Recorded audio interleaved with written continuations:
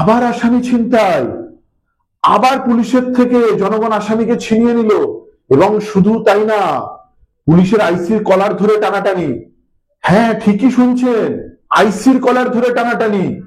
বীরভূমে শিউরির মিনিস্টল গ্রামে দুই গোষ্ঠীর মধ্যে জমি নিয়ে বিবাদ। তখন পুলিশ খবর পায় যে এক গোষ্ঠী বন্দুক নিয়ে অন্য গোষ্ঠীর ওপর চড়াও হয়। পুলিশ খবর পেয়ে গ্রামে যায়। গ্রামে গিয়ে বাবু আনসারি নামে এক গোষ্ঠীর নেতাকে অ্যারেস্ট করে তাকে ভ্যানে তুলতে গেলে বাবু আনসারির সাকরেদরা তখন পুলিশের ওপর চড়াও হয় আর বাবু আনসারিকে ছিনতাই করে নিয়ে যায়। শুধু তাই না, এই কাণ্ড কারখানার সময় তারা আইসির কলার ধরে টানাটানি করে। এই বাংলায় হচ্ছেটা কি? পুলিশ কাজ করলেও দোষ, পুলিশ না কাজ করলে আমি আপনি বলবো। পুলিশ কর্তব্য পালন করতে গেলে এরকম ভাবে দিনের পর দিন মার খাবে। এরপর পুলিশ বিশাল বাহিনী নিয়ে ওই গ্রামে যায়, ধরপাকড় শুরু করেছে।